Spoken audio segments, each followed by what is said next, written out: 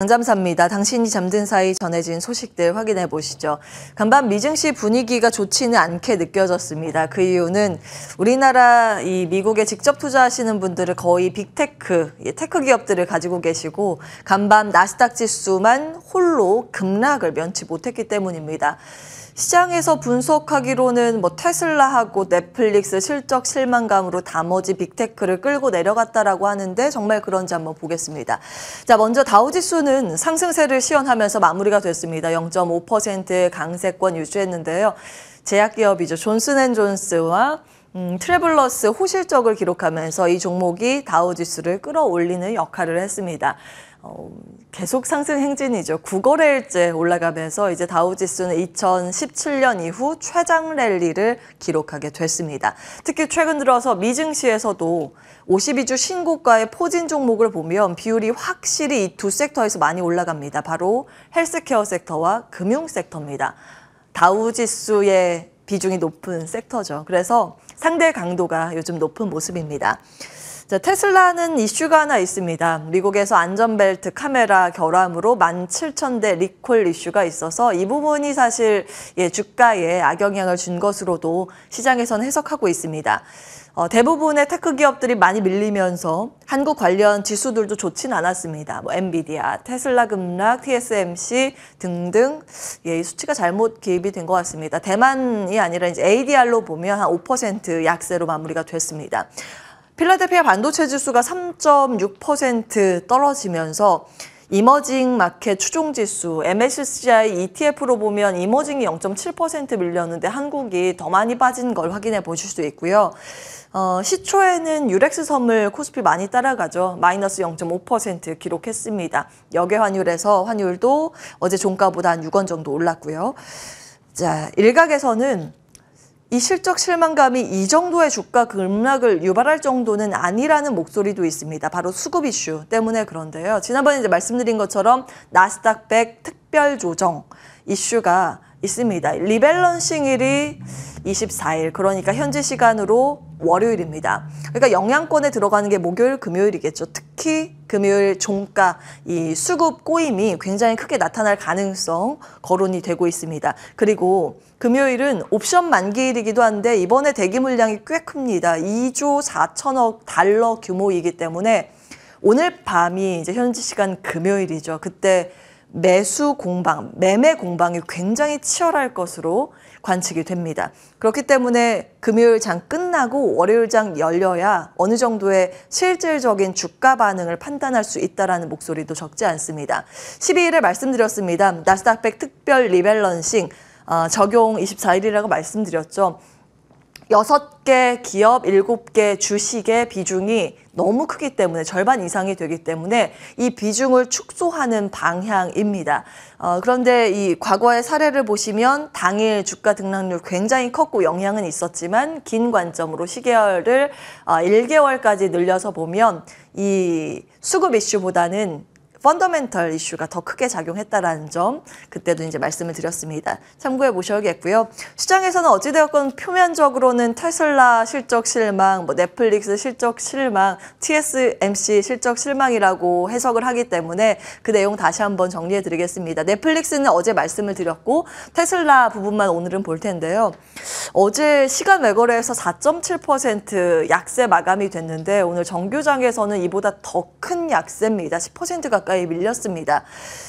실적 보시면 매출은 좋았죠. 근데 이익이 좋지 않았습니다. 이익 율단이 많이 부진한 모습, 박리담의 전략을 취하기 때문에 당연한 부분입니다. 많이 팔리는데 싸게 팔아서 남는 게 좀 적습니다. 그런데 이 마진율에 체크 포인트를 몇 개 더 들여다보셔야 되는데요. 어제도 이제 말씀드린 내용 화면 그대로 가지고 왔습니다. 4680 배터리 셀 생산 비용으로도 들어갔고 사이버 트럭이나 AI 개발 투입 비용이 좀 있었다라는 점. 그래서 시장에서는 앞으로 이 두 부분에 대해서 어떻게 평가를 하는지 여부에 따라서 또 방향성이 갈릴 가능성은 있습니다. 월가의 시각 보겠습니다. 월가에서는 제가 차값을 깎다가 뭐 제살도 깎는다라는 그런 우려의 목소리, 이익에 초점을 맞추면서 좀 부정적인 목소리를 많이 냈습니다. 종가가 262달러인데 거의 뭐 그 근처로 목표가를 잡기도 하고 그 아래로 목표가 잡은 곳도 있죠. 모건 스탠리입니다. 뱅크 오브 아메리카는 그 목표가를 300달러 그대로 유지하기로 했지만 투자 의견 중립, 그 긍정적으로 보지 않는다는 내용이죠. 독보적인 이익률의 메리트가 그동안 테슬라는 가지고 있었는데 이제는 다른 완성차 업체들이랑 비슷해지고 있다라는 이제 보수적인 스탠스를 밝히기도 했습니다. 이 월가의 시각이고요. 이 테슬라가 급락하자 다른 전기차 관련주들 모두 떨어졌습니다. 배터리, 충전, 자율주행까지 동반 약세인데 특히 자율주행 이 대장주인 모빌아이가 큰 피해를 볼 것이라는 우려감이 있습니다. 왜냐하면 컨퍼런스 콜 때 이런 이야기를 테슬라 측에서 했거든요. 지금 테슬라의 전략 박리담에는 우리가 계획한 것이다. 싸게 팔아서 일단 많이 깔고 이 하드웨어 자동차로 이익을 얻는 게 아니라 그 자동차 이후에 앞으로 소프트웨어적인 측면, 월 구독료, 자율주행 등으로 인해서 수익을 많이 낼 거기 때문에 싸게 많이 파는 게 더 중요하다라는 전략과 함께 이 자율주행 소프트웨어 FSD를 자동차 제조사 쪽으로 라이센스 제공을 하는 쪽으로 지금 협상을 하고 있다는 겁니다. 그러니까 다른 자율주행 소프트웨어 개발 업체들은 마른 하늘의 날벼락이죠. 우리 제품 안 쓰고 테슬라가 저거마저 독식을 할까라는 우려감 때문에 시장에서 많이 좀 거론이 됐다라는 점 참고해 보셔야겠고요. 뭐 대형 기술주가 테슬라 때문에 빠졌다고 시장에서 해석을 하기 때문에 이렇게 넣는데 이 특별 리밸런싱 대상 종목이기도 합니다. 리비안만 홀로 올랐습니다. 간밤 4% 상승이고 최근 리비안의 상승 추세가 한 1개월에서 3개월 사이에 굉장히 가파르게 올라갑니다. 참고하시라고 실적 데이트 올렸고요. 8월 8일 예정입니다. 전기 트럭 전문 회사인데 미주호 증권에서 목표 주가를 한 며칠 전에 상향 조정을 했습니다. 그때 얘기한 게 생산량이나 인도 대수가 우수해서 주가가 더 상승할 것이다. 라는 그런 코멘트였는데요. 사실 리비안 그동안 그 인도 대수가 많지는 않았는데 그 과거보다는 조금 더 양호한 흐름이 그 플로우가 포착이 된다라는 그런 기사들이 있습니다. TSMC 볼까요? 2분기 순이익 4년 만에 첫 감소했다는 소식으로 TSMC 주가가 5% ADR로 떨어졌습니다. 필라델피아 반도체 지수 끌어내리는 역할이었고요. 장비, 다른 반도체 주까지 힘을 쓰지 못했습니다. 현지 언론 보도 내용 좀 취합을 해봤습니다. 컨퍼런스 콜 때 어떤 이야기가 나왔는가? CEO의 발언 요약인데 위에 두 부분은 해석에 따라 좀 차이가 있을 것 같습니다. AI 분야 공급 부족이 계속 가서 2024년 말이나 해소될 것이다. AI 수요가 강해서 고객들이 사고자 하는 그 욕구를 우리가 다 충족시킬 수 없을 만큼 쇼티지가 있는 상태다. 그러니까 우리 잘 나간다. 이 이야기를 한 거고요. 뭐 중국 쪽의 캐파 확장 계속되고 미국 생산은 지연될 것이라는 코멘트. 저거는 사실은 이제 AI 분야에서 아직까지 반도체 칩에 대한 수요가 강하다라는 걸 의미하기 때문에 우리나라 AI 반도체는 긍정적으로 해석이 될 수 있습니다. TSMC의 실적이 어제 우리 시간으로 장중에 발표가 됐고 그런 부분들이 전이가 되면서 AI 테마가 다시 들썩이는 모습이었는데요. 한 가지 이 부분 좀 살펴보셔야겠습니다. 예전에 1월 실적 발표 때 그 컨퍼런스 콜 때 이런 이야기를 했습니다. 올해 설비 투자 최대 12% 줄일 수 있다. 당시에도 전해드렸는데요.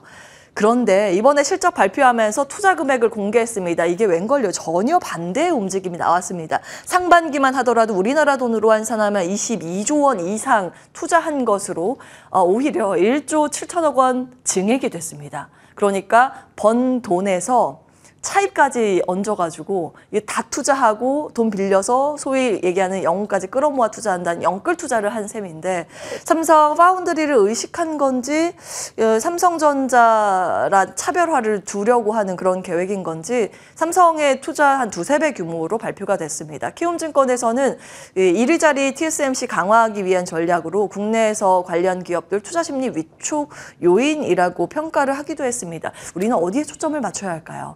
앞으로 반도체 산업이 강한 것을 대비하는 차원에서 TSMC가 간다면 시장 전체 캐파 분위기가 더 좋고 먹을거리가 많은 쪽에 초점을 본다면 긍정적으로 볼 수 있겠지만 경쟁 심화로 본다면 삼성전자에는 좋지 않은 이슈로 해석될 가능성이 있습니다. 양가적인 측면 모두 고려를 하시면서 살펴보시기 바라겠습니다. 끝난 줄 알았는데 좀 남았나요? 예. 이 부분 보겠습니다. 큰일 날 뻔했네요. 미 증시에서도 한 가지 볼만한 포인트 헬스케어 섹터였는데 그 존슨앤존슨하고 에보트 호실적 발표를 했습니다. 리오프닝이 되자 병원을 많이 간 것으로 포착이 됐는데 하나하나 보겠습니다. 제약바이오 섹터하고 진단기기 섹터가 동반 강세 흐름을 보였습니다. 존슨앤존슨 실적 기입을 해봤고요. 모두 이제 예상치보다 좋았고 이번 실적도 좋았는데 다음 실적 더 좋을 것이다 하면서 가이던스 올려잡았습니다. 존슨앤존슨 하면 그 존슨즈 베이비 로션, 베이비 파우더로 많이 알고 계실 텐데 타이레놀, 뉴트로지나 렌즈인 아큐브, 가글 쪽에 리스테린, 지르텍 등등 대표 상품입니다. 그리고 제약 쪽을 그 대표 상품을 나열하면 이 판이 모자랄 정도로 굉장히 많고요. 일라이릴리가 글로벌 제약바이오 시총 1위에 지난달에 등극하기 전까지는 아주 오랫동안 1위 자리를 존슨앤존슨이 기록하기도 했습니다. 부문별 매출 보시면 의료 장비 쪽이 확실히 크게 많이 뛰었습니다. 수술할 때 필요한 의료 장비들이 많이 팔렸다라는 거 확인해 보실 수 있고 제약 부분은 특히 백신 빼고도 좋았는데 백신도 이번에 많이 팔린 것으로 반영이 됐습니다. 그 제약 부분은 특히 이제 암 치료제 등 쪽에 수요가 강하게 이제 반영된 것으로 추측이 됩니다. 수술 증가와 암 치료제 부분 기억을 해보시기 바라겠고요. 에보트 보겠습니다. 우리나라 코로나19 때 진단 키트 관련 기업으로 시젠이 크게 이제 주목을 받았다면 미국은 에보트가 있습니다. 시젠보다 포트폴리오가 훨씬 더 크고 규모가 더 큰 회사라고 이해를 하시면 되는데요. 진단 키트의 명가입니다. 대표적인 이제 주력 제품들은 당뇨병 진단 쪽이랑 심장혈관과 말초혈관 등등이 있습니다. 기기 쪽에 이제 강자고요. 최근 들어서 우리 시장에 이제 주가 반응이 있었던 쪽이 당뇨 관련 테마주이기 때문에 어제 정리해드린 내용들 다시 한번 보시면 좋을 것 같습니다.